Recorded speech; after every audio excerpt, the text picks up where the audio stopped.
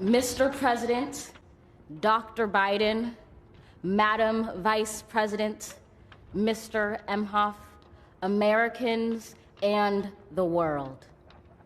When day comes, we ask ourselves, where can we find light in this never-ending shade? The loss we carry, a sea we must wade. We've braved the belly of the beast.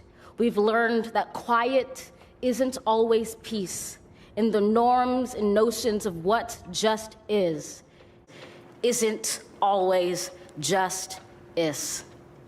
And yet the dawn is ours before we knew it. Somehow we do it. Somehow we've weathered and witnessed a nation that isn't broken, but simply unfinished. We, the successors of a country and a time where a skinny black girl descended from slaves and raised by a single mother can dream of becoming president, only to find herself reciting for one.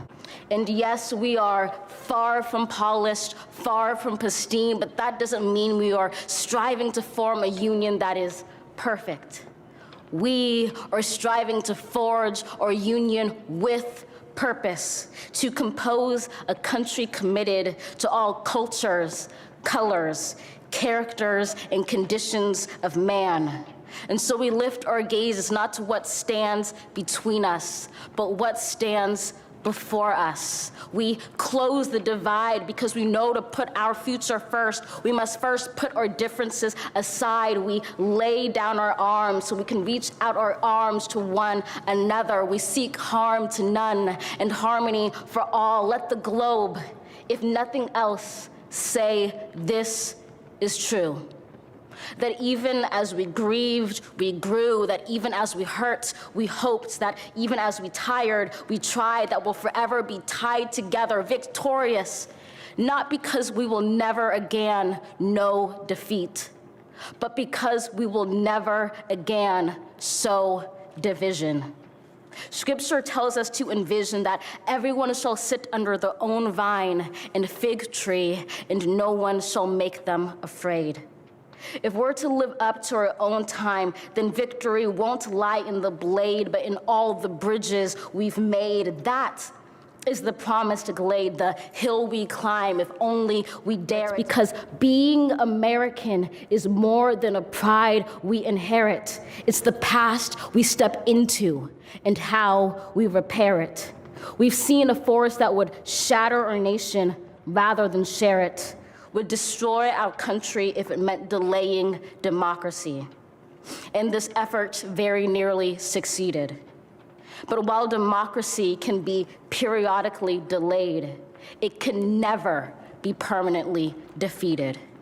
In this truth, in this faith we trust, for while we have our eyes on the future, history has its eyes on us. This is the era of just redemption. We feared it at its inception. We did not feel prepared to be the heirs of such a terrifying hour, but within it we found the power to author a new chapter, to offer hope and laughter to ourselves. So, while once we asked, how could we possibly prevail over catastrophe? Now we assert, how could catastrophe possibly prevail over us? We will not march back to what was, but move to what shall be, a country that is bruised but whole, benevolent but bold, fierce and free. We will not be turned around or interrupted by intimidation, because we know our inaction and inertia will be the inheritance of the next generation. Our blunders become their burdens. But one thing is certain: if we merge mercy with might and might with right, then love becomes our legacy and change our children's birthright.